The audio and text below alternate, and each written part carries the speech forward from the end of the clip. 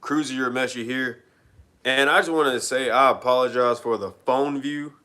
Um, Originally it was supposed to be on my computer, and I wanted to have a larger overlay and stuff like that. But OBS messed up my stream, and I didn't. And I was working on it for about an hour and a half straight, and then it hit me with a whole update. So that being said, we are going on the fly. I'm gonna wait a look till a little bit of more people get in here, and then we're going to switch it up. Hope everyone's having a good Friday. And this video, a lot of people have been requesting this. We're gonna share out the live. Um, Hold on, because I've never done a YouTube live stream before, so I have to. Um, Sorry about that, y'all. Let me just give you one quick second. Um,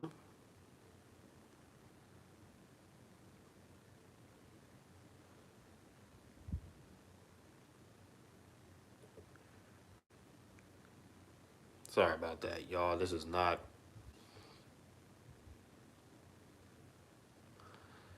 All right.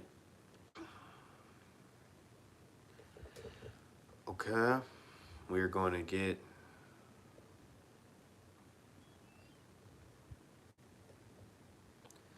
All right, guys. Sorry about that.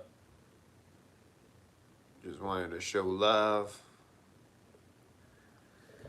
I'm gonna wait till a little bit more people get in here. I'm gonna be upset about it, but you know what? Screw it. We're just gonna start.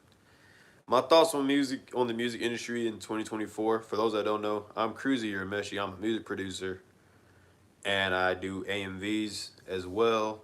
Twitch streamer, content creator, and overall, I'm just an individual who's his own person. You know what I'm saying?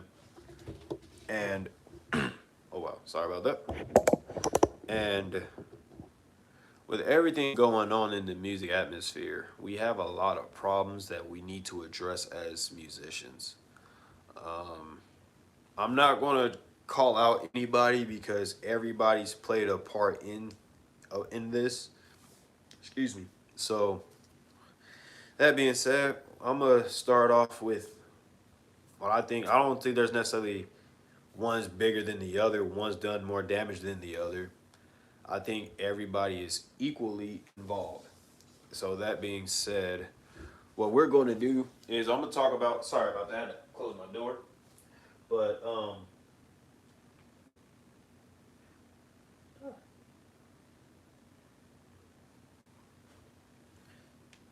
But what we're going to do is address the issues in music. The one of the biggest problems I believe in music is that you have people who don't even enjoy music as like just to listen to. We have music. We have, I don't even necessarily call them nerds. We just have people who are good at looking at behavioral patterns who are running music. And I think the problem is with music as a whole, we're having too many people who don't create music, who don't know talent, who don't understand the culture, who are the largest voices in music. And what I mean by this is, if especially if you're a musician, you encountered someone who you never heard a song from, you never seen them record, you never seen them be in the studio, they can't tell you any tools on a music standpoint. You have too many people that are giving opinions and having powerful opinions too that can sway the masses. I don't want to necessarily name drop nobody, but if you know who I'm talking about. And I think that's more so the biggest problem was we started as musicians, we started to look for validation from people who are just popular in fields that don't matter to us.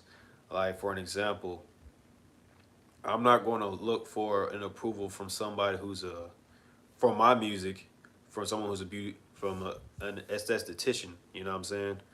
Or I'm not gonna look for validation from my music from a lawyer who's in their 20s was like the 70s. It doesn't make sense. We don't correlate to each other. Not saying music can't be timeless, but I understand my audience and that person isn't my audience. And I think that we've took the people who don't do music, their word of popularity or their power of popularity, and we view that as their word is law. So now you have people who don't have no music ability, who don't know how to recognize bars, who don't even know how to actually write out a bar or a verse or a chorus rather, who are just have a platform because they like music. So I think we have that is one of the biggest problems in music. Can you argue the biggest? Absolutely. And also, the problem stems back to sorry about that. I had to get some water. I think the problem with music too, it stems from the LimeWire days because with LimeWire, you had so many people just download music get heard, and then it transitioned from live mixtapes, especially among the hip hop community. You had so many people that was vying for exposure, just vying for exposure. We're not even talking about back end royalties on the platforms or any of that. We're just talking about just pure exposure. So from '09 to 2015, 2016, you got by with just exposure. Or I don't want to say 16, I'll say about 2018 to where if you got by off of it, you could get on with exposure and going viral. And that's why so many musicians have this mindset of if I go viral, I'm fine. In reality, dude, like no one's going to really care. So I think that when it comes to the music aspect, we have to remember let me see, make sure. But we just have too many people that are not giving that just have voices that don't need to have voices. So when it comes to like exposure and like you were offering I don't say we're offering, but musicians, we took exposure as a form of payment for way too long. So now when you got the streaming companies, people who are smart, they said, hey, we'll give you guys literally pennies and we can make millions off of you. You're going to be satisfied. So that's why like the streaming problem, the people that's on the outside looking in, they're viewing streaming like, well, you guys are just doing millions of views and not getting paid. Like a lot of the people that was on live mixtapes prior, they was doing I bring good luck, a horse.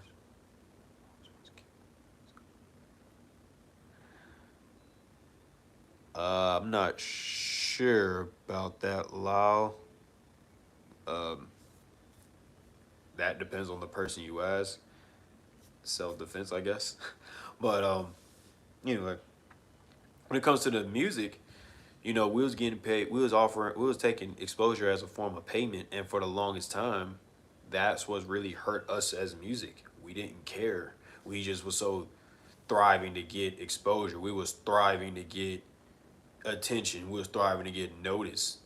Now, when it comes to the streaming aspect from people who are smart with a little bit of money, well, I don't want to say a little bit of money, but with lots of money, everybody said, hey, we'll give you guys X amount for a certain amount of streams, which, in my opinion, is going to be upset many people. I think streaming saved music more so than did damage. Yes, we can talk about the low streaming being bad and everything like that, and the low payout of streaming. The problem is the people who's running the stream company, they're not for the culture. You have many people who probably run at Spotify, work at Spotify, that probably don't even enjoy listening to music as a whole. So he knows that vinyl has been on the comeback. Don Shadow Man, yes, I have. It been in especially during the pandemic and everything, it rose up. And that's the thing too with the digital era. Everybody's so focused on digital, which, that's just the way of the times are. But between vinyl going up and also like buying digital products, they're so expensive. So it's like you might as well just buy the vinyl, so at least you know you have that physically, compared to like having a subscription service. That subscription service can get gone and you can't do nothing about it. So I'm not surprised vinyl has come back. Came back. You have more demands for blockchains now on people's websites when they make album purchases and stuff like that. So that's gonna be more of a thing. And I just see where the music industry, where it's going, is like music streaming 2.0 is going to be the real key. And I think a lot of the streaming as a whole, you have like we're going, I'm still talking about the main top, because I'm gonna break it down I'm gonna break it down: the business, the streaming, music artists, music producers. I'm gonna break it down in those four tiers. Right now we're in the first part, the music business, or the streaming part, with the companies when they invested into like the Spotify's, the Apple Music. Well, I don't want to say Apple Music, but Spotify, the Deezer, but mainly Spotify though, because they're the biggest one. They just saw that we was taking exposure as a form of payment. While I will say streaming wasn't is needed for musicians, monthly listeners is really what's damaging a lot of the music game. Because monthly listeners still to this day, and this is someone who has had 35,000 monthly listeners. This is someone who's had over, for 2 years straight, 13,000 monthly listeners. Monthly listeners don't mean anything. I'm just gonna tell y'all the truth. I know not many musicians get fixated on, oh, I want to get X amount of monthly listeners. It's like, bruh, if they're not at least following you across your social media platforms, or wanting to go to a show or jump in a live stream or whatever, it doesn't mean anything. It's just empty. It's just empty calories. You know what I'm saying? So I think that when the music industry, they saw that as a good, what's the name? I'm currently working directly with a record label, so I can agree with the monthly listeners aspect. Isn't touring where the real money is made? Nah, fact. See, Shadow Man, you get it from like a monthly listeners aspect, and not all labels are bad labels. To answer your question, Lyle, touring is where the money is where money can be made at, but it's not the only way to make money as a musician. I think it's more so saying that the songs are registered and everything like that. You know, with BMI and everything, like there's bread in music, publishing, syncs, items, merch, all that. So it's quality ways to make money. And even like streaming, a lot of people hate streaming, but you can make good money on streams. I have a colleague of mine who I'm pretty cool with. He's pulling in like 3K a month off of streams. I had a conversation with a guy who's making about $25,000 a month off streams. I know him. Like, we had a conversation. He told me all the things he was doing. He's making $25,000 a month just off of Spotify alone. He's probably making roughly like 40. I don't want to be in his pockets, but like that's just from what he told me in a live stream, like in a Zoom chat rather. He told me, he said, "Bro, I make $25,000 off of Spotify." I said, "Dang, that's tough." So with music, you just have many people that's running music who have no ability whatsoever. They don't understand what makes an artist. They don't understand marketability. You just have a lot of people who view music as a hobby, and that's running music. It's not their first true desire, passion, you know? So that's kind of like where the big problem is with the music up top, you know what I'm saying? Not a lot of people are investing the time. That, whew, you said a mouthful with that bar right there, Shadow Man. That's real. And then like the next thing is with streaming as a whole, like that in itself is a controversial one. It's a problem that just need to be adjusted, because streaming, I believe that if you put any music artist from the ones in the up until like 2004, 2003 even, you take artists from the 70s and up until the 2000s, you put them in today's time, I think they would thrive better, because they have the freedom and the accessibility due to streaming and not having to be dependent on the town radio, the town record label, or the town radio, whatever. Because back then you had to get heard by the radio station, your local radio station. You had to have gone to school. That one's debatable, but you didn't necessarily need to go to school. But it helped if you went to music institutions and stuff like that. Now you can stream with the entry level of music is easier now. Anyone can do music or have the accessibility to do music. Does that mean you should be doing music? No. And I think that's the problem because when you listen to Rage of the Machine, you have back then you said, "Wow, this is a magnificent, and this is really dope. This is probably some great work right here."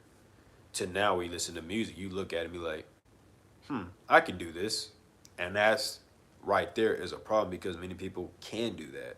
The tools are accessible right there too. AI. Right. AI's doing music. And that's a whole nother problem that I'm gonna talk about the AI part too, because I have a very unique opinion about AI in this video. But yeah, you got AI doing music now. And what I think with music as a whole, and also instead of popular art streaming should be organized by popular genre. Ooh, that's a hot take. I wouldn't call that a hot take, but that's a great take though, Shadow. Also, I would appreciate it if you can share out this YouTube. And if you know any musicians, like share this YouTube stream out because I really want to get some good questions going on.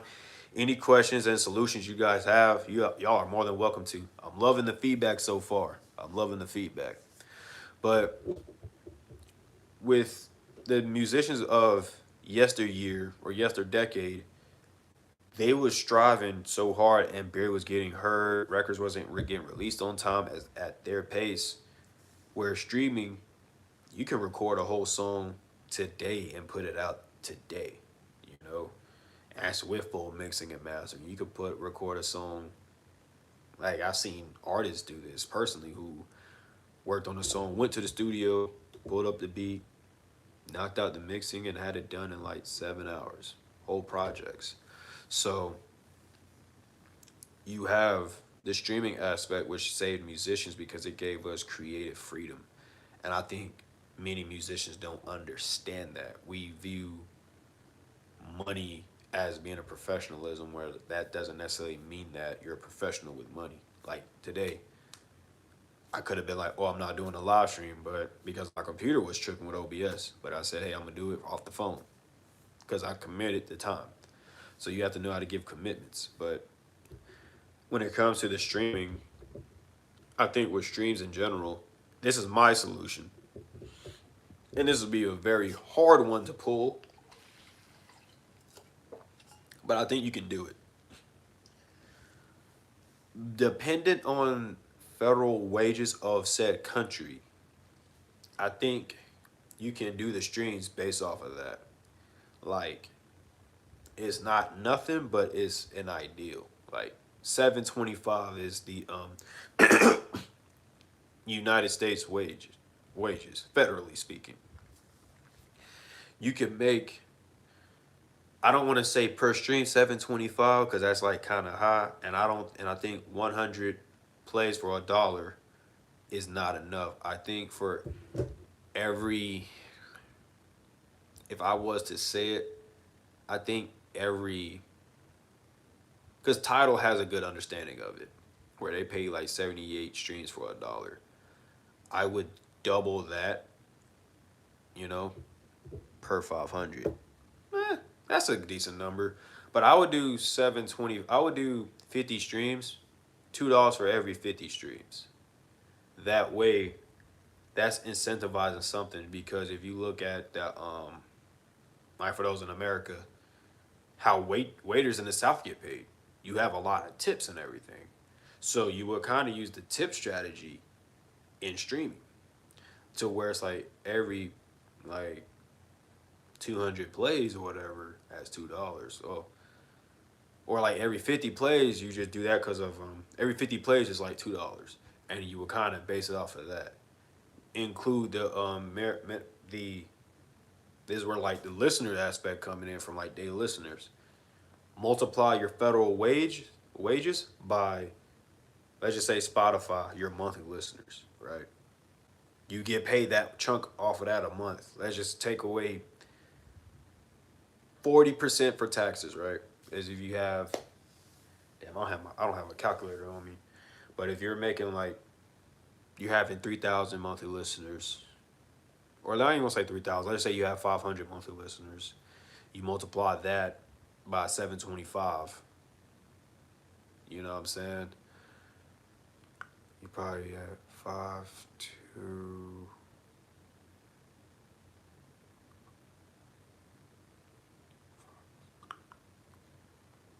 like 25,000 in a sense. So basically, you would have to start a streaming service for independent artists, charge them a flat fee, and let them keep proceeds from the downloads. I mean, you could do that, but then again, you're at that point. It's not a bad idea, Lyle. I like that idea. I genuinely do. I think that with charging a flat fee, you can do that, but you have to make the flat fee pretty high for people that want to be able to invest in it, and it has to be like reasonable, and not to mention like the country's reach, laws and everything like that. So I like that idea. It's not a bad idea. So I get it. I just moved out the south, so instead of $2 for 50, I say 125.50. That way it incentivizes expanding your brand outside of just music and provide more to the people. I get it. I'm from the south too, dog. So I get it. So instead of $2 for 50, right? I just said like, $2. That's just like an even number to where it's like to group it. But 125 for 50 is not even that bad. And like, but I would say like use the monthly listener, and you multiply that off of off of the federal wage among the country. That way, you have one. You're making monthly listeners and daily listeners on Apple. More. You're making it mean something now to where you can incentivize how to get your monthly listeners up. Because if you throw money and get money is a good incentive to get people to do things. But I do like these numbers though. I like those numbers. And like yes, it does it find a way to extend your brand, and like, and if you want to be real like take it a step further, dependent on upon your state among the cities, X after X amount of plays, like that you achieved within the state, like maybe like 500, maybe 1,000, you can achieve that federal minimum wage, and depending upon how many cities you get, that can help incentivize your payout. You know what I'm saying? So it's something of that caliber. I think that where streaming can go right with, because streaming as a whole is the right principle. It's just done very poorly, and you don't have people that don't think of like. You just have really bad examples that they're using. They'll be like, "Well, Ed Sheeran," which is like, it's Ed Sheeran. Like, come on, man. Arguably the most popular artist in the world. Like, they try to use the bigger artists as the examples of what you can be, where it's like not everybody can be in the 1%, but a lot of people are in the 35%. You can obtain that. But that's what I think with the streaming aspect, because you have the foundation there. It's just it's just a terrible foundation. And I think another way too with like downloads. Because I think if you get one download off of an album, like a full album or project is 1,500 streams, or like depending on the platform or whatever, I would say make album downloads like it just depends on like because you don't want to say like $20 or whatever. Because like I want to make it mean something. Because saying if you're downloading from that DSP, right? You're how many downloads you get off of the proceeds off of their subscription services or whatever from people that subscribe to you, from who follow you, right? Nah, I don't know about that one. Dang, I had it, but basically, the more followers you have, on that said platform like Spotify or whatever, you can get direct proceeds every 10 followers you have, or every like, I don't want to say 10, every 100 followers you do have, right? You get direct proceeds, extra bonus incentives. So you just have to give small incentives to make these type of matters, these numbers matter. And I feel like that's the problem with streams. Is just like the only numbers that really matter is like monthly listeners and actual streams itself. You have so many tangible factors like that can actually help you out. So, and the thing is, you don't need external help with like third parties because that's I feel like that's where the problem is. It's the third parties that got into it too. And again, that's why, like I said earlier, the music aspect of the people that don't preserve culture and don't care about music as a whole are really the problem. And well, at the top of like who's running everything. The next one, I'm gonna touch up on streaming a little bit too. Um, Hold on. The following should only matter after a number like 2,500 with active growth since you're actively bringing people to the platform. I think that's a good number. Honestly, I even say 1,000 because like at least I would say 1,000, but 2,500, I can't get mad at that. Reminds me of BMG 12 records for 1 cent with obligation to buy three. Wow. I would like to know more about that, Law, if you can. BMG, that, oh man, that sounds familiar. This is coming from someone with a following under 500. Hmm. Okay, you got a good follow. Okay, you got a good following count though, Shadow. But like me, I got over because I haven't promoted my Spotify in a year, and I'm at almost 1,400 Spotify followers, and I haven't released music on Spotify in a year, but I'm getting more requests to drop my MVs on Spotify, so I'm gonna have to do that this weekend. But I would say 1,000 because like 1,000 is a strong number that I don't think many musicians understand. Like the power of 1,000 is heavy because having 1,000 people like click follow that goes a long way. But like I always say, like if a 1,000 people click follow, that's 1,000 people that's going to at least like be in tune with what you're doing. 1 to 2% of those people, 20% are going to be like potential super fans off of that. So, but you still have 1,000 supporters and fans and stuff like that.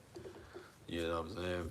And you have like real live customers that's going to tap in with you. You know, so I think like the good incentive, going back to Shadow's point, like make the followers matter.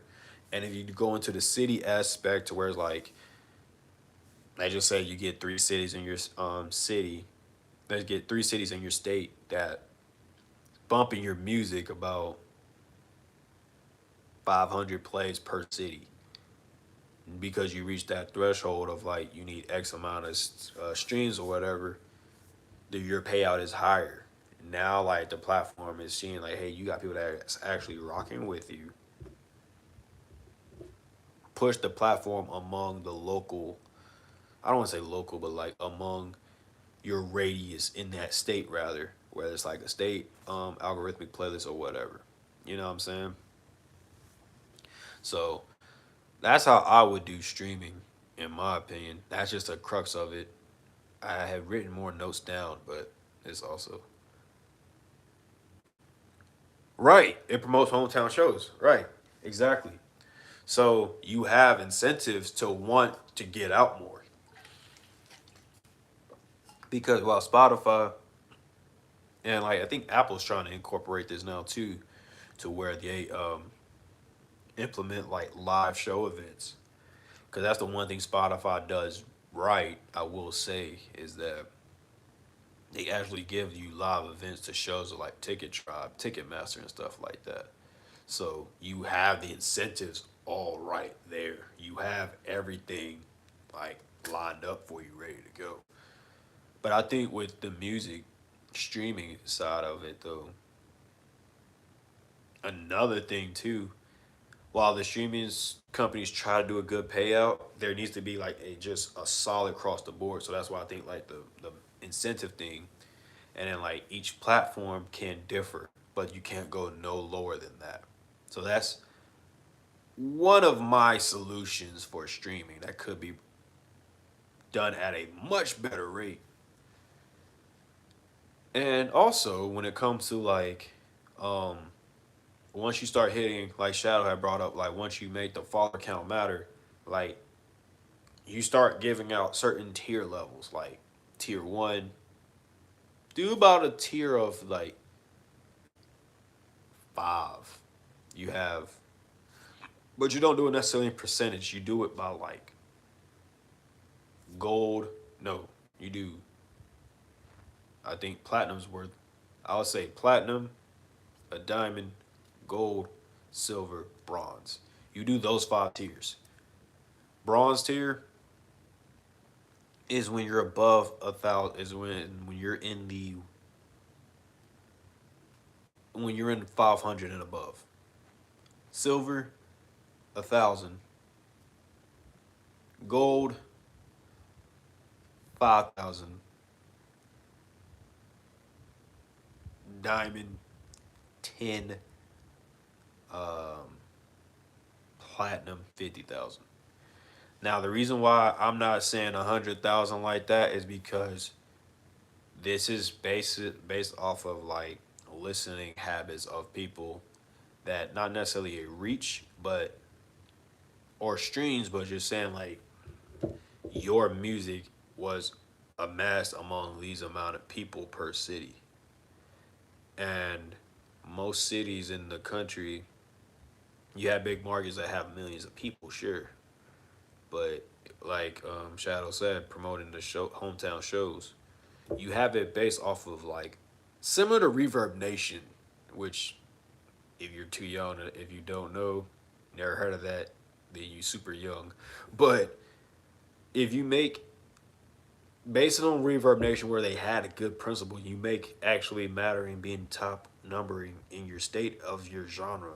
So that makes it easy. I'm 21.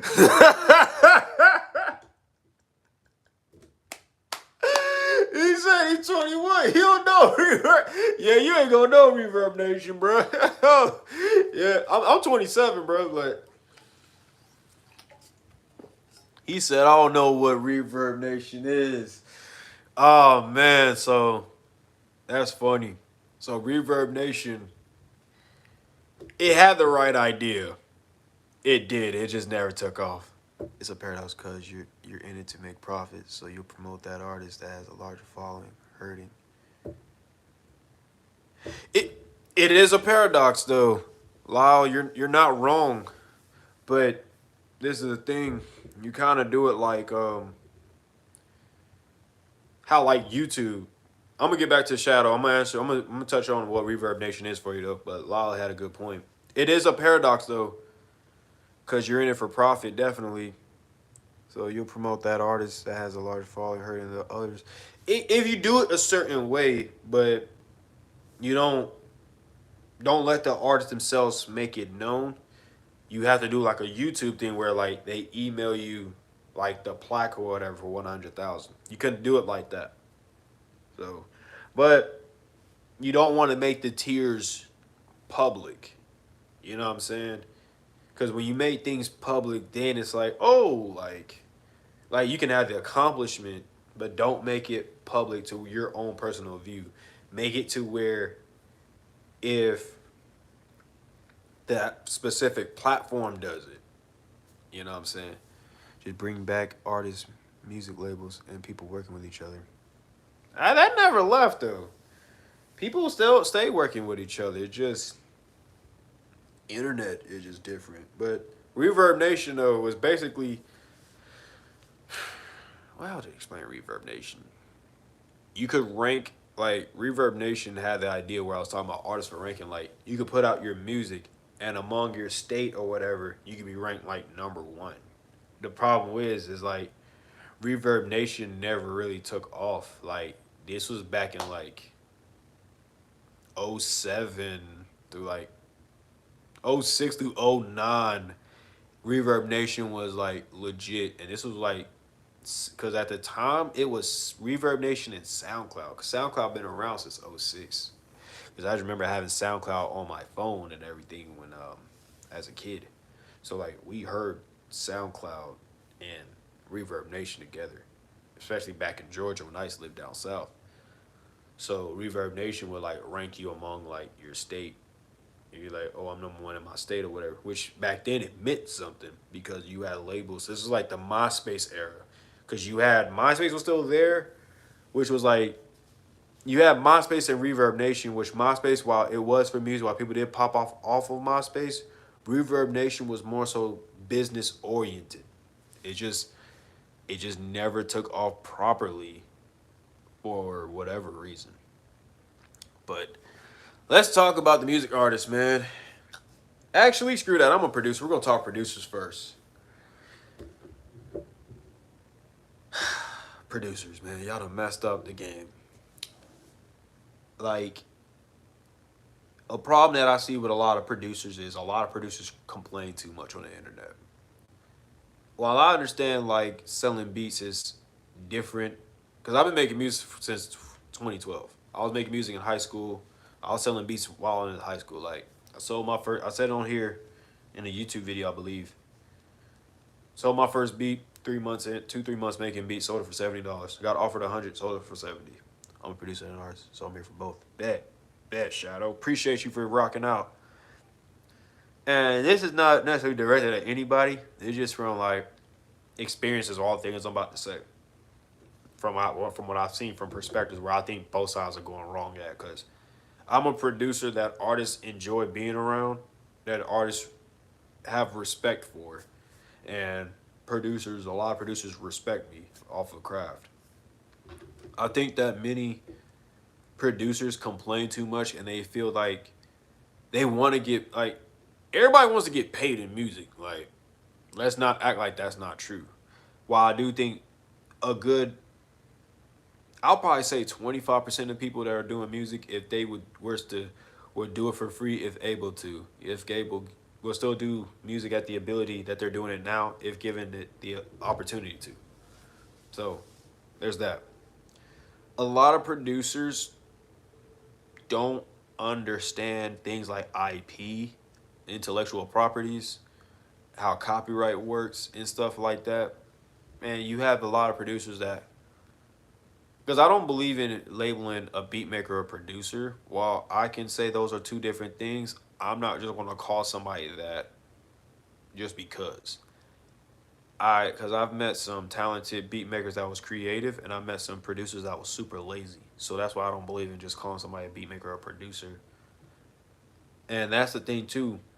You ask 5 artists what a producer is, you're gonna get 5 different responses. So that in itself, we lost what the meaning of what a producer is. You know what I'm saying? So that alone is a producer problem, because a lot of artists that I've met have told me I'm the first person to actually break down a marketing plan. I'm the first person to sit down and say, hey, bro, you're going to promote a song longer than 2 weeks. Most musicians at best maybe do. Artists that release music, maybe like 5 6 weeks, maybe. Okay, nice occupations, my boy. I like that. Audio technician. I dig it. I dig that. That's real occupations right there. Like, you know what I'm saying? Audio technician. Or you can be composer. You know what I'm saying? So you have musicians out here or producers that just making beats and calling themselves a producer. I don't care. I don't care to give out titles. Like, if you give yourself a title, you better know how to earn it. You know what I'm saying? But I think with producers, a lot of producers, when they're trying to sell beats, everybody's using Omnisphere, Contact, Serum, Pigments, Portal, RC20, which is fine, but I don't use it. But you have the producers using the same amount of sound, so it's hard to kind of like find something different. How many producers are mastering music?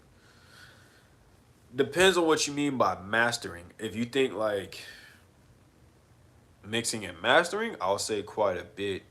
Mastering music, like full spectrum, shit, Wave Lab. I'd probably say about, I would argue about, I'd say about 40%. I'm gonna say 40, maybe 60%, maybe 60% producers are wave lab leveling. I'm gonna say 60. I'm gonna say 60 for sure. Like definitive, like at most 60, bare minimum 40%. Yeah, I'm gonna say about 40. At least 40% easy. But I think a lot of producers complain too much and they don't. They expect artists to just pay them for beats and not want to like initiate some level of conversation. You have producers that, I'm not saying not to charge your beats, but what really hurt producing, in my opinion, was 2017. Was when producers started selling $200, 200 exclusives for $50. 17 beats, 25 beats for 30 for 19.99. That's what really hurt beat stars too. You can argue beat stars.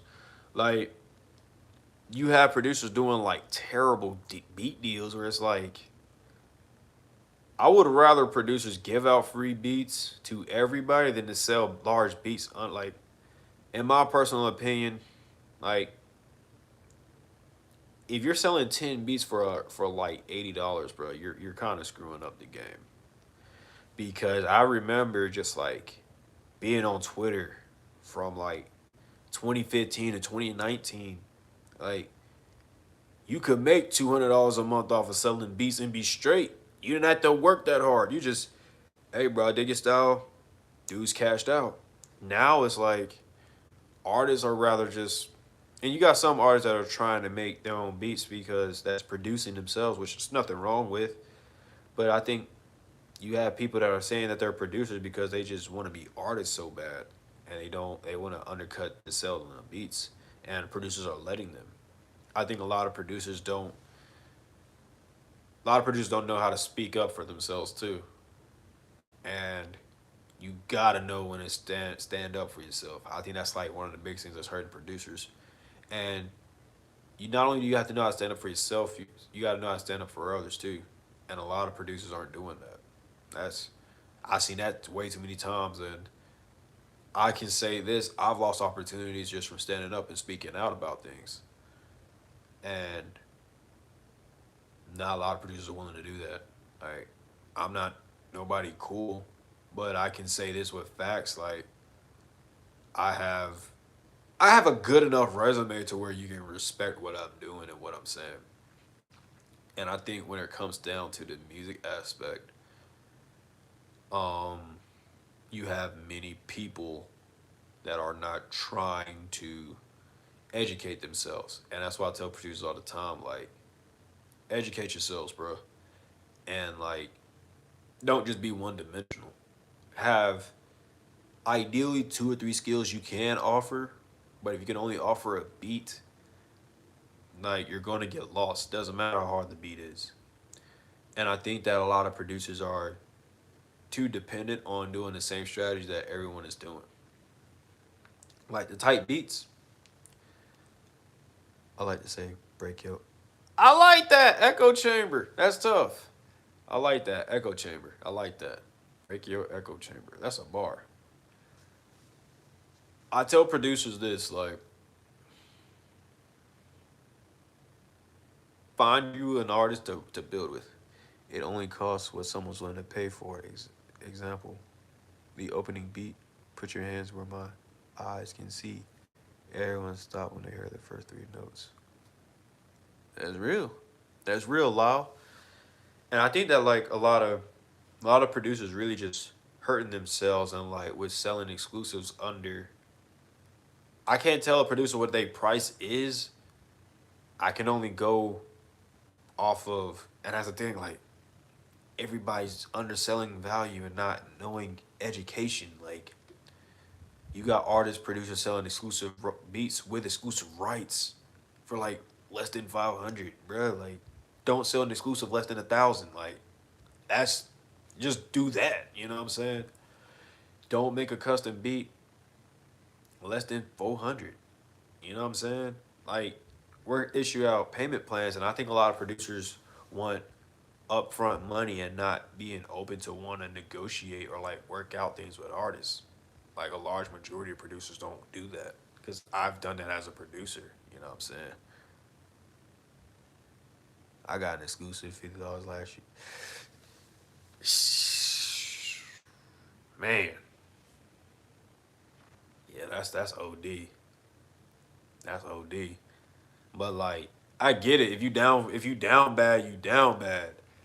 And I think just the art producers selling beats for less than 500 is hurting the game because like I had somebody inbox me, got word of mouth referral. Dude said, I get my custom beats made for 50 and I get my custom and exclusives made for 50. So I'm not hitting you up for less than 100 for less than that. I'm like, bruh, everybody's pricing is different. And I think a lot of producers need to understand that their price, don't base your price off of like the big name people. Base your price off of like what you sold and what you profited. Exactly, the price is the price. 1,000. So like when I started like selling, when I was like, I still kind of do this now a little bit, but like for me, I look up how much money I've made throughout the year, divide that by 12. And the reason I'm dividing that by 12, and like after I get that number, divide that number by like 4. And then that's going to get like as low as possible as I possibly can to set a beat lease price. So it's like right now my beat lease is like $45 right now, just a basic lease. And I got to that point where I was like, screw it, I'll just start doing unlimited leases so artists can get their share, and I don't worry about the beat for real like that. $45 for unlimited leases. Like there's regular leases, unlimited leases. Then you can do custom leases or whatever, which I don't necessarily agree with the custom lease ideal, but there's that. You have a lot of producers that are basing their prices off of like other producers where it's like build your resume up first. And this is why I've preached to producers for years. I even got articles where I said like be a brand. You know what I'm saying? Like if you're a brand as a producer, bro, you're gonna win. Because especially in like today's time, like most producers have a decent enough brand where they don't need artists to work with them. They can solely do beats. You know what I'm saying? So that makes it worth. Dang, that's tough. That's a minute. He does like, what kind of music does your pops do, man? That's tough, Shadow. But I think a lot of musicians just don't, a lot of producers don't realize the value that they can do. And a lot of producers are only chasing placements where it's like, that's cool, but that's not all you want to do. You know what I'm saying? Don't just chase placements. Like, don't do that. He was a. Oh, shoot. I'm going to have to look up your pops, dog. I'm going to have to write that down. First reggae studio. That's tough.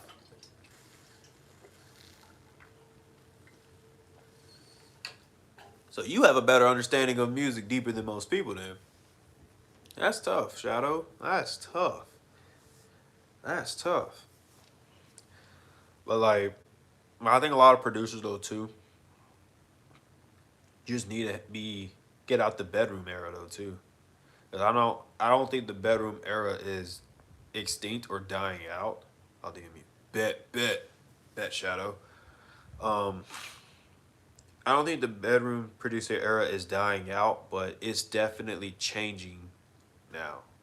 A lot more people care about producers more than ever, and I think a lot of producers are very. I don't want to say that they're introvert. I think a lot of producers don't have social skills.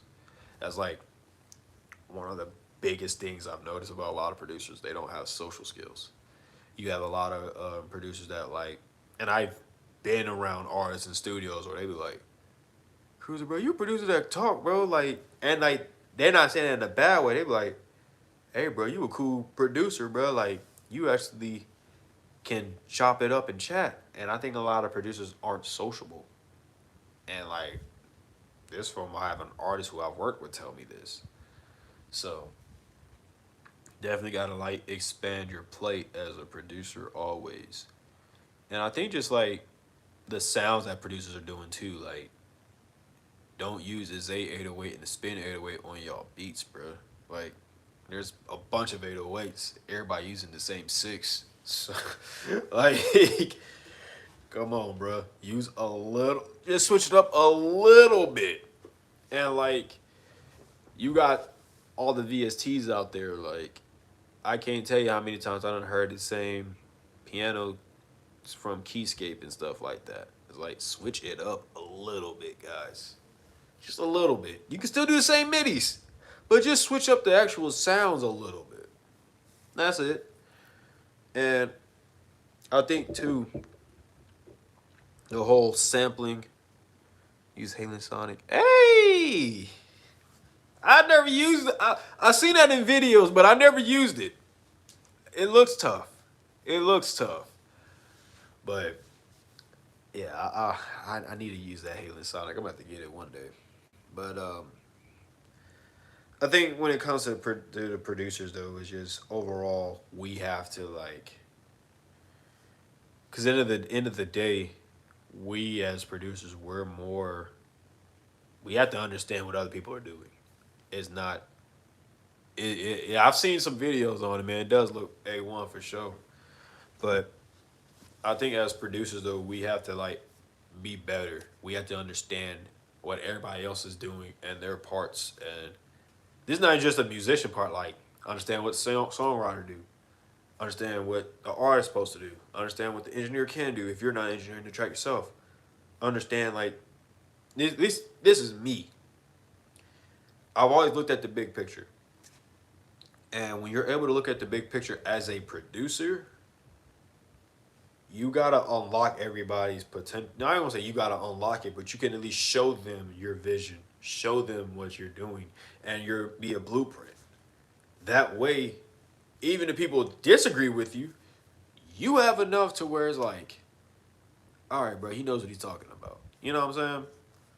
So they can argue with themselves, but when you have results to speak for your claims, people gonna at least be open to listen. So there's that. I will say one thing I think all producers should try to do, because we have the ability to release our own music as well. I'll encourage every producer just to put out an EP, like 3 beats. That way you can understand what it is like to be an artist too, and you can offer content creation and stuff like that. So I think it's just overall like, what do you do as a producer and what's your end goal objective? Because a lot of producers don't only view artists as every artist as transactions. You know what I'm saying? And it's not a good way to go. I drop my beats as the second. I like that. That's tough. You just so like you do. So if you did like 8 songs, 4 tracks, 4 instrumentals. Shadow, you think it's smart, bro. I dig it. Okay. See? I figured. That's tough. That's tough, bro. That's tough, Shadow. I'm gonna definitely check out more of your tunes, because I'm gonna start connecting art. Oh, by the way, just for all the artists in the chat, I've been getting assets requested a lot. I'm going to be setting up a Discord here in the next 60 days. So yeah, just wanted to throw that out there. Promoting my project to October and my next. Okay. Like, Shadow, I rock with that. You working. I salute it. But like, I think a lot of producers though too, when they drop music, like you can understand what artists go through, and just having built up a strong brand, like you can even be a featured or primary artist. You know what I'm saying? So that's something that like producers can do, and just and this is big among producers. Like, don't push away a potential sale. Yeah, Khaled is an example for sure. But a lot of producers do this, have a bad habit of this. Static, yep, static selector, man. But RP Doom, RP Doom, man. Doom was tough. But a lot of producers have a bad habit of this. Don't get upset at an artist because they don't buy the beat that day. If they say they can't, follow up with them. Ask them when they can. Then if they say like a week or two, pencil in that date, and then follow up on that day of. That way, you gave them enough time and grace.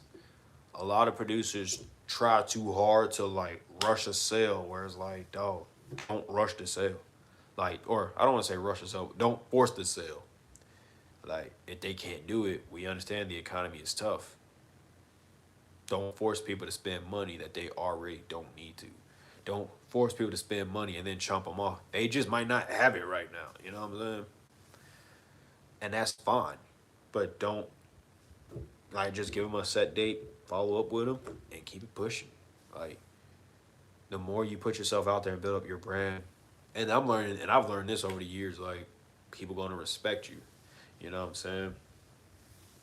So just and then when you if they don't sell, if they don't come through, don't get on the internet and complain about artists not selling beats. Like, I get it. I get it as a producer, but you have to just keep it pushing. You know what I'm saying? A lot of producers get on the internet and cry too much about artists not buying beats. Like, some people might not have it, but don't push them away, because that's different. Now they just expecting free beats. Oh yeah, you can chop them off and do whatever. But and I think another thing too is like understand what exclusive rights are. And I just think if artists, producers understand like educating yourself to protect yourself, educate having the power of knowledge is much better than just buying something and not knowing what you're doing with it. Cause you wasted time and money, and then you might be in some situations for real. So don't get caught up off of your emotions. You know what I'm saying? Because a lot of producers are emotional, and I just gonna put it like that. Now the artists. Woo! I'm gonna be nice today.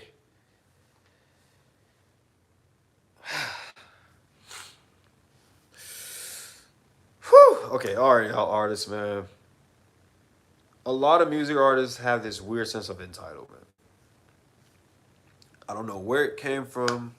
I don't know who started it, but y'all artists are really entitled. And it's like, where did this come from? I don't know. And a lot of artists, like producers, even engineers and videographers, we can go outside and do our own thing and be okay. You know what I'm saying? Like, producers can put out instrumentals and be fine. Videographers can go film. You can take pictures of nature. There's clouds. You're good. Engineers can take sounds from like beats, big songs from artists vocally, and just clean up the mix and edit like that, or even like mix random sounds to get a quality mix. When you have producer shows, you have lounge nights, you have jazz, you have EDM, you have lo-fi, you have Tomorrowland, you have EDC, you have raves, you have techno, you have um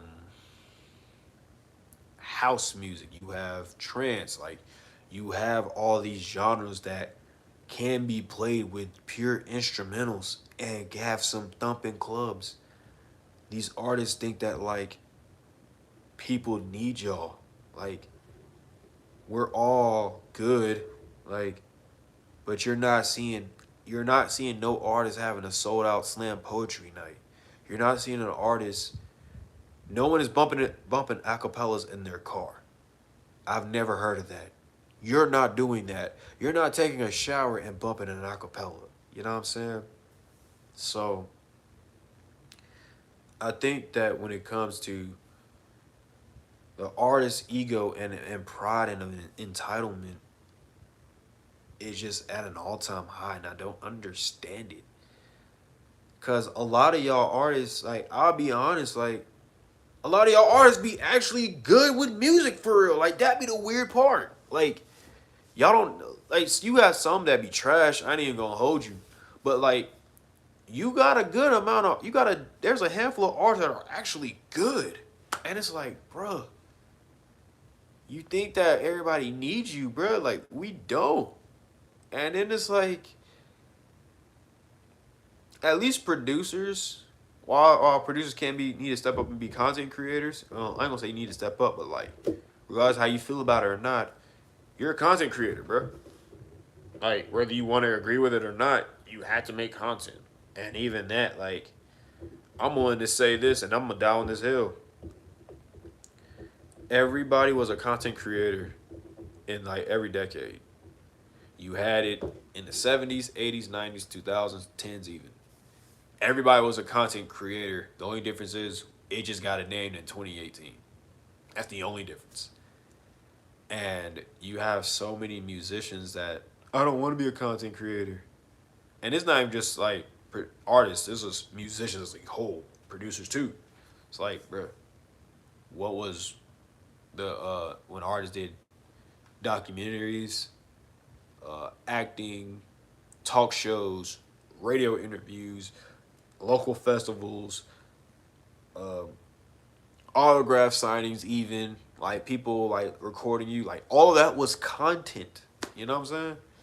So you have the mindset of like artists don't want to do nothing. Like that's why a lot of people think this is the laziest batch of artists right now. Like, cause a lot of artists have this.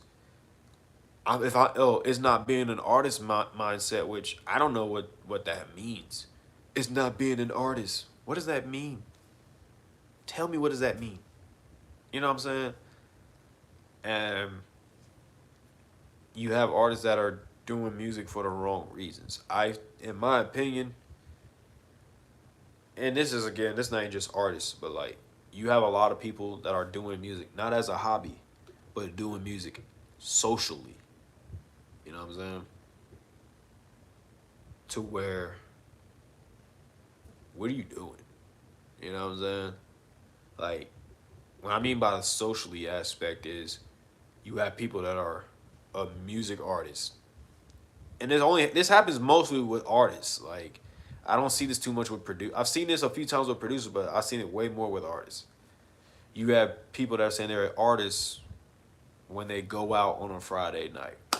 You have people say that they're an artist in their bio. No results, no consistency back up to prove it, no features, not in the studio, not stacking up songs at least. But if they out and about on a Friday, Saturday night, they're an artist. If they drinking or smoking and they do a freestyle, they're an artist right then and there. But you tell them to pull up to the studio, come lay down a track. Nah, they don't want to do it. But everybody's an artist though.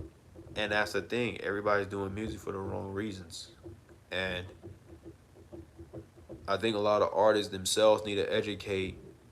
And we're going to say this right now. Regardless if you're paying it for a beat or not, splits are generally 50-50. Unless otherwise. And I don't want to hear the whole, yo, if you're signed to a label, you're independent, bro. You're 50-50, though. And I'm not even at like 50-50 split, 50-50 producer, 50-50 artist. And that's saying is one person produce a track, one person recorded it. Songwriter, composer. That is legit the way. So when y'all try to be like, I want ownership of what? And it's like, bruh, I don't want to earn your $25 in 8 months. I don't care. Like, I made 40 off of one song, bro. I make $45 a month. Off of one song per month, I'm making $45, bro. I don't want to hear the whole XYZ. Oh man, I'm trying to find this trash can. Oh well. But overall, y'all music artists, man, like y'all gotta educate yourselves too, cause a lot of y'all don't know what y'all want to do music for. Y'all don't take the time to take initiative whatsoever to research things. Like y'all so quick to want to spend money. Y'all care about the wrong things. Like a lot of artists, I can't tell you how many times I've been in the studio with artists that want only type beats. And I've seen artists legitimately be lazy. And I'm just like, bruh, don't be lazy. Don't cheat yourself. Don't expect everybody's not going to be you. Like, you know, and I think a lot of artists have this mindset of, I'm trying to think how to word it. You have a lot of artists that think that they can just do whatever. I've been writing for 7 years, started from high school, so I can. Yeah, Shadow, you get it. You get it. It's like a lot of artists have this mindset of they can just do whatever they want and not realize that, bro, like, music is tough. And a lot of people haven't been doing music. Like, Shadow, I can ask you this because you've been doing music long enough. Because I've been doing music since I was 16. But you've been doing it for 7 years. But you're over the 5 year mark nonetheless. When it comes to people that you met in music, how many people do you think you can look at and be like, all right, they got a solid work ethic? I could probably say like 7% of the people I met, maybe about 12%. But like, especially when it comes to artists. Oh, wow. He said 1%. I can respect that as far as artists. See, exactly. Because it's like, nobody, the artists themselves, they're like the laziest people. Artists are the laziest people.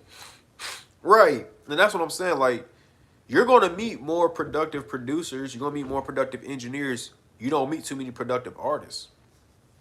You know what I'm saying?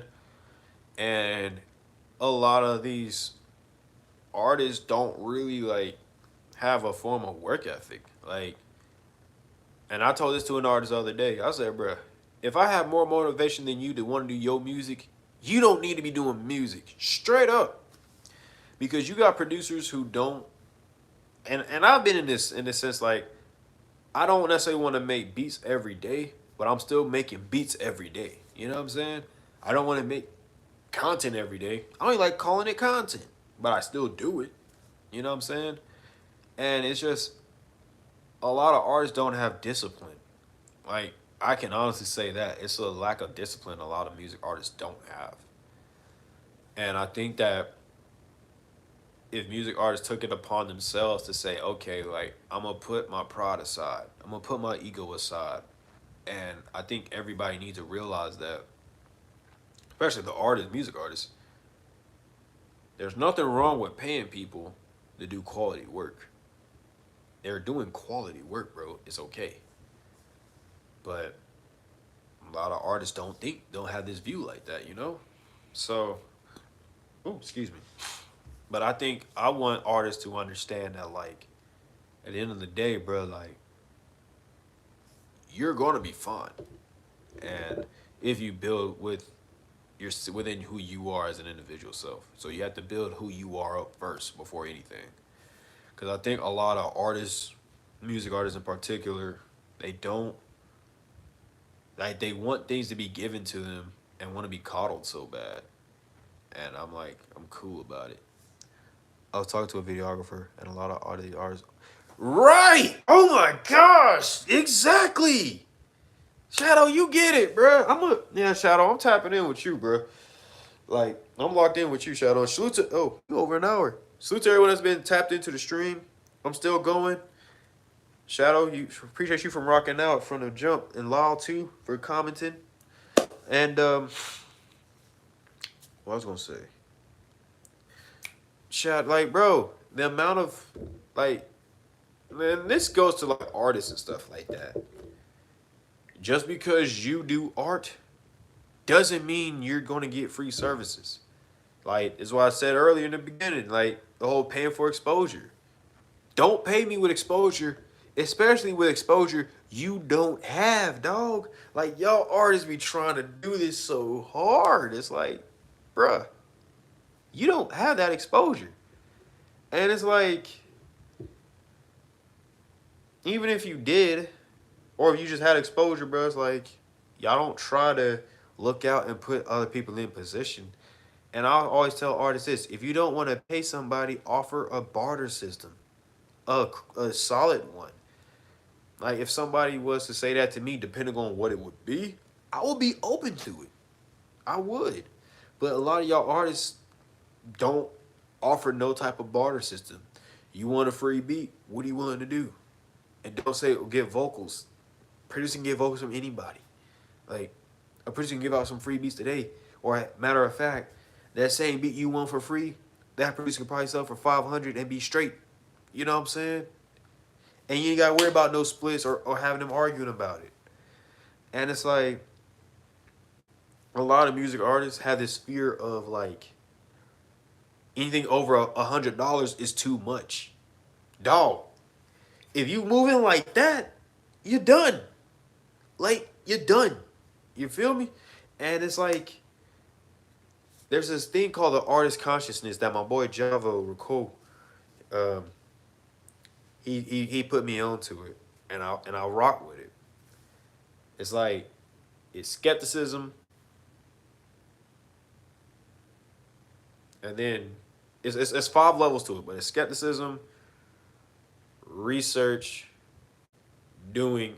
I forgot how he labeled it, but like, the skepticism is like the biggest thing ever, and you got people that don't do research, and then it's like end goal is like the end, like it's like end goal, but it's 5 steps. I gotta find it in my notes, but basically you have a lot of artists that are so skeptical, and they expect results immediately without doing no proper research. Like, bruh, and I tell artists all the time, majority of things that you want to figure out is gonna take 20 with thorough investigation, bruh. With thorough, especially like looking at the legitimate detail of every little thing, maybe take you 15 minutes, bro. Just to research. Like, and if it's a finances thing, bro, that's like holding you back, which many people may be, work out payment plans. You don't want to do that, then learn how to do things yourself. But like, don't become a DIY just in spite of not wanting to pay people. And that's what I always tell people. Like, when you're doing anything entertainment, especially music, like, we can recognize when you don't care. And a lot of y'all artists don't care. Like, you put out a song, you don't care to promote it. You expect everybody else to do their part. You expect everybody to carry, like, a lot of artists expect to be carried, dog, to success. And it's like, bro, end of the day, you're going to be the, like, and I tell this to artists, like, you're going to be the person that's going to be the headliner. You're going to be the person that people are going to be on the ticket docket. Producers ain't, unless it's a producer show. And even then, most of us ain't even going to be on it like that. Engineers for sure ain't. Songwriters ain't. You might have songwriter conferences and stuff like that. But a lot of artists don't want to do no type of groundwork. They want to get free work, don't do no groundwork, but expect ultimate rewards. It's like, bruh, don't go. If you're not at practice, why do you expect to get an invite to the banquet with rewards? Like, come on, dog. Like, y'all artists really got to tighten up, man. And overall, it's just like, there's a lot of blame. Like, you can point the finger at everybody. Like even producers, like some producers screwed up. Like producers not trying to sell beats and do the right part by artists. And like you got producers out here that's really doing BS and just complaining too much. So it's like, what are you going to do? And that's just why I implore people to understand research. You can't like, and it's why I tell people, do extra. And also, this is more so an artist thing too. I'm gonna touch up on the do extra, like talent. Talent can get you far, and I want everybody to realize this, artists or producers. Talent never meant a damn thing in music, bro. Like it's cool, yeah, you're talented, but if that's the only thing people are gonna say about you, bro, you're gonna be a revolving door, man. Real talk. You can be talented. There's nothing wrong with that. But if the only thing you are is a talented musician, you ain't gonna get a ride like that. You gonna get what? If you're fortunate, 2 years. If you're fortunate, you're gonna get 2 years. Cause it's like you gotta be charismatic, you gotta be marketable, you gotta look good, because that's a real thing among musicians that we don't talk about. Hard work beats talent when talent doesn't work hard. Facts. Shadow gets it. Like marketability, availability, just of being available, dog. Like I always say this, you can have natural talent and still be lazy. But I always say this, like there's traits to music. There's traits to success. You can build traits and you can build skills. You can't build talent. You can get good, but you can't just have talent. Maybe you can, but I don't know. But there's multiple traits that where you don't need talent. Working hard, being on time, being coachable, attitude, body language, working hard, well, doing extra. Dang, I got 6. There's 10. There's 4 more. Being adaptable, like, oh man, I forgot the other 3. Like mindset, bro. It's like there's so many traits that you can acquire to get to the level you at. Thinking that you're gonna get by off of talent alone is not it, and this is why I implore artists, like, don't fall in for the talent mindset. That's not gonna cut it. But like, yeah, tell artists this all the time, bro. Do not fall into the artist mindset of thinking, oh well, I'm talented. No, bro, you come off as entitled. And also, stop making your Instagram private. Stop making your social media pages private as a musician. You look like a dork. Moving forward, if you inbox me as a musician, and if I see your page is private, I am not dealing with you. I need to say that. I need to make that clear. Stop making your pages private if you want to be in the form of entertainment. I'm not going to sit there and wait for approval. The fuck is this, the club? Oops, excuse my language. But seriously, stop making your Instagram pages private. You just look like a dork. Stop caring about people's likes as a social media. This isn't 2018 where it didn't even matter then. And I said that then. It really doesn't matter now. So stop caring about things that doesn't pertain to you as a musician. And I feel like so many musicians care way too much about problems that they're not trying to solve. And that's more so why I wanted to create this video, because I see too many musicians complaining, both producers and artists. Spotify not paying. Well, don't put your music on Spotify. And then you click their page, it's like, bro, you got 10 followers. And you ain't released a song since August of 2022. You're just not trying yourself. You feel me? But as far as a solution to go, I don't think there is a solution with music. I think we can make cautious group efforts on all sides. Like we have to one understand everybody needs to understand their role. Like musicians need to understand like I don't want to say just musicians, I'm gonna break it down. Like artists need to understand that they have to pay for quality services. Producers need to understand that you can't just only be one dimensional and just only apply a beat. Give advice on the song, give critique, give pointers, think of ways that how to be able to market the track, think of rollout strategies. Add on to what the artists are already doing, especially when they're paying for beats.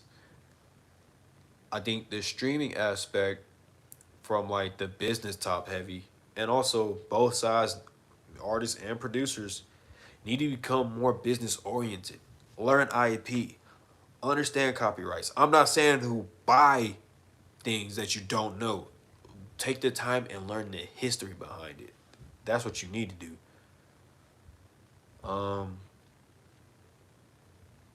and then like when it comes to the big companies up top, like the people that's running it, let's get people in position who understand music, who's for the culture, who's for right business practices on both sides. And maybe some laws need to change up, definitely. But that's just a solution or a effort. And I think until like everybody, at least like the artists and producers like themselves understand, like, hey, bro, like we need to change this stuff, bro. Because like, you know, you got more producers now that are now you're trying to work with artists, and I don't blame them. And a lot of artists are making their own beats, and I get it. I get all sides. I think the problem is a lot of artists, and this is where it comes down to like the business are telling people who don't do music what's popular. So I think people just need to start thinking for themselves, and like you have to start having honest conversations with yourself, and that's not what's being held enough. No one's being honest with themselves. I'm gonna say 88% of music is not people in music aren't being honest with themselves because you have people that are making content that they don't believe in. You have people that's doing music they don't listen to. You have people that's doing things that they don't fully believe in. Like if I see a social media post and if I have a conversation with you and if I know, bro, that ain't who you are, bro, I lose respect for you. That's why so many people who rock with me have told me, they said, Cruzer, bro, like, and that's why I say, like, with social media, never post something on social media you don't want to talk about. B, you can't put in a sentence. 3, you can't what's her name? I just got a notification that threw me off a little bit. Normalize shaming people for being inauthentic to themselves. Bruh, yes, I be doing this, man. I call a spade, man. You have to. That's a shadow with a bar. I'm gonna remember that. Normalize shaming people for being inauthentic to themselves. Bar. Bar. As a bar. But like, you got people, and that's why I say, like, when it comes to social media, like, you don't, and the fourth part, if you don't got receipts on it, better be careful speaking on people's names, bro. Cause if you don't got no receipts, you gonna look like a dork. Like old dude who got called out for using Caroline Diaz's name, and she was like, "I never had a conversation with you." That shit was lame. The conversation was a good conversation starter though, but yeah, that shit was lame as hell. But just as a musician though, man, I do my best to try to help artists out. That's why I created a YouTube playlist for Artist Girl or Spotify. create a YouTube playlist for producers to grow their creativity. While I do charge consultations, I am offering free services too. Because I understand it as a dude who's self-made musician who's figuring things out with no label, no manager, no team behind me. I'm just a dude who's trying it, and I'm happy to have success with winning, man. You know, I'm doing my best. Do my best each and every day. Move one foot, go for it 1 foot at a time, man. And that's all you can do. But as far as a solution, if I had to pick one, it's just we just got like everyone got to understand each other's roles, man, as in music. Then once we do that, we can kind of somewhat start moving collectively as a unit. But I generally don't know like what is the solution because yeah, music streaming 2.0, we don't know when that's gonna be another what 4 years. We don't know, but all we can do is educate ourselves each and every day. Just do better, be quality people, and I think that those are the things that we can work on. And like Shadow said, this is a start. Nah, Shadow, I'm glad you recognize that, dog, for real, bro. Because it's like, I do my best to have these conversations with people, man, but it just needs more. It just needs to be said more. You know what I'm saying? And I don't. I as long as the ball keeps rolling, I don't want to start the ball and then have to pick the ball up just because it didn't roll. Like it got to keep going. And like artists need to start looking themselves in the mirror, man. Like everybody, we all played a part in music, and like I've always said, I can't change the music industry for the way music is for me. I can only win it through the BS. I gotta change it for the kid that's want to be the another 16-year-old kid who might be in my same shoes 15 years from now. I don't want him to go. I don't want no kid in 2041 who's 16 who's going to be like, dang, man, who had to go through the same stuff I went through when I was a teenager trying to figure out music. I'm making music better for them. I'm not making music better for me. What's done is already done. I can't control that because we came in the era where streaming was a thing. Streaming still evolving. I done seen vinyl. I done seen live mixtapes. I done seen vinyl, LimeWire, live mixtapes, streaming, now back to vinyl. All happened in the span of 12, 13, over a span of what? 16 years. Like, that's a long time. CDs, right. Just seeing everything happen and it comes back full circle. I mean, CDs died. I don't think CDs died. Like, CDs was around longer than people think, though. And they run from like 93 to like '07. Even CDs from like 93 to like 2011, man. So they had its run for sure. It had a run longer than people expected. Like right when '07, that's when ringtones and stuff was cool, like '08. So like right when ringtones started to die, CD started to phase out a little bit. Roughly a 10-year run. My father was burning CDs in the studio when I was right. So yeah, so you seen it firsthand, legit. Yeah, we used to burn CDs, and I used to sell CDs on iPods and stuff like that. And even when iPods had CDs, like right when ringtones came out, '08. So I'll say like 92 to like '07, '08. But still, regardless, it was like '04, '05 is when like iPods started becoming a thing. So you had like that shift. So it's definitely 10-year run strong for sure.